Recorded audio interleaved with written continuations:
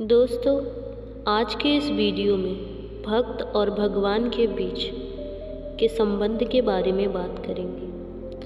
उससे पहले अगर आप चैनल में नए हो तो चैनल को सब्सक्राइब और बेल आइकन प्रेस करना ना भूलें, जिससे मेरी हर वीडियो आप तक पहुंचती रहे। राधे राधे, हरे कृष्ण। आइए वीडियो स्टार्ट करते हैं। श्री कृष्ण, जिन्हें विष्णु के 8वें अवतार के रूप में पूजा जाता है, भारतीय संस्कृति और धर्म में एक अद्वितीय स्थान रखते हैं। उनकी लीलाओं, उपदेशों और भक्तों के प्रति उनके प्रेम ने उन्हें एक प्रेरणा स्रोत और मार्गदर्शन बना दिया। उनकी कहानियाँ न केवल धार्मिक ग्रंथों में लिखी गई हैं, बल्कि लोक कथाओं, गीतों और नृत्यों के माध्यम से भी जीवित है।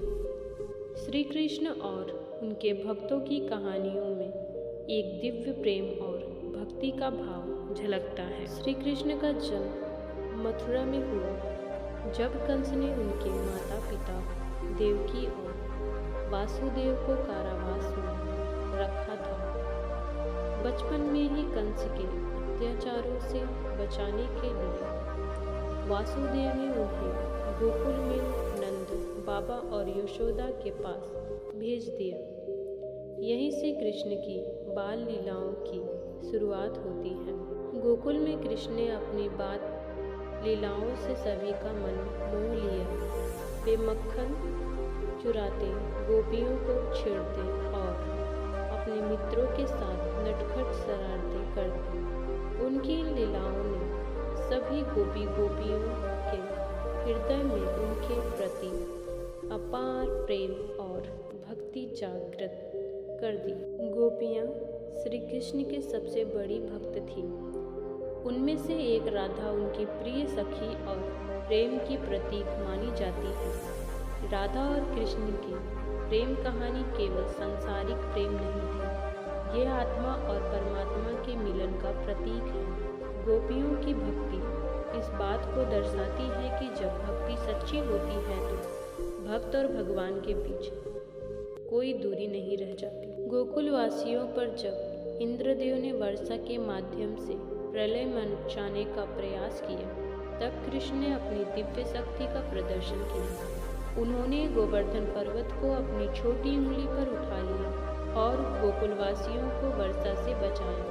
इस घटना ने यह सिद्ध किया कि भगवान अपने भक्तों की रक्षा के लिए हर संभव प्रयास करते हैं। गोवर्धन पर्वत पूजा आज भी इस घटना की स्मृति में मनाई जाती है। कृष्ण ने अपने मित्र उद्धव को गोकुल भेजा ताकि वो गोपियों को ज्ञान का उपदेश दे और उन्हें सांसारिक मोह से मुक्त करे।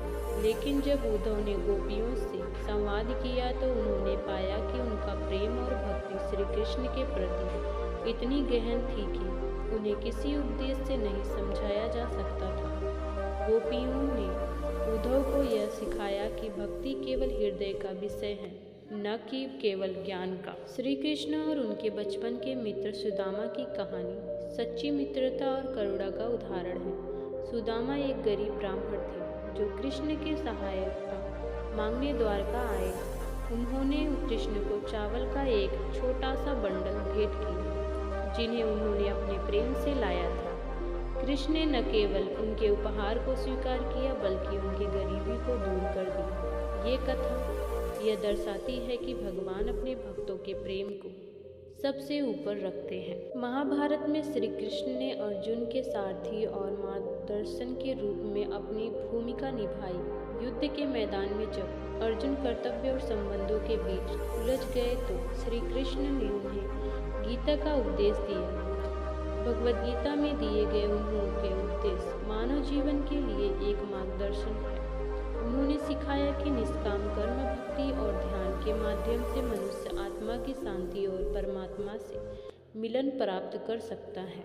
भक्ति आंदोलन के दौरान मीराबाई ने श्री कृष्ण को अपना आराध्य माना। मीराबाई का प्रेम और भक्ति श्री कृष्ण के प्रति इतनी गहन थी कि उन्होंने संसार के संबंधों को त्याग दिया। उनकी कविताओं और भजनों में श्री कृष्ण के प्रति उनका समर्पण झलकता है। मीरा की कहानी यह संदेश देती है कि सच्ची भक्ति समाज की सीमाओं और बाधाओं से परे होती है। आज भी श्री कृष्ण की भक्ति लाखों लोगों के जीवन का अभिन्न हिस्सा है। मंदिरों में उनके भजनों की गूंज, जन्माष्टमी का उल्लास और गीता का पाठ उनकी उपस्थिति को जीवित बनाए रखता है। इस्कॉन जैसे संगठन विश्व भर में उनकी शिक्षाओं और भक्ति को प्रचारित कर रहे हैं। श्री कृष्ण और उनके भक्तों की कहानियाँ मानवता को प्रेम, भक्ति और कर्तव्य का पाठ सिखाती है। उनका जीवन यह दर्शाता है कि भगवान हमेशा अपने भक्तों के साथ होते हैं, चाहे परिस्थितियाँ कितनी भी कठिन क्यों न हो। उनके उपदेश और लीलाएं आज भी लोगों को प्रेरित करती हैं और जीवन को सार्थक बनाने का मार्ग दिखाती हैं। उम्मीद करते हैं दोस्तों, प्रभु श्री कृष्ण की ये लीलाएं, उनकी भक्ति आपको समझ में आई होगी। अगर समझ में आए, वीडियो पसंद आए तो वीडियो को like, share, subscribe, bell icon press करना। राधे राधे, हरे कृष्ण। कमेंट में राधे राधे लिखना ना भूलें। तो प्रेम से बोलो राधे राधे।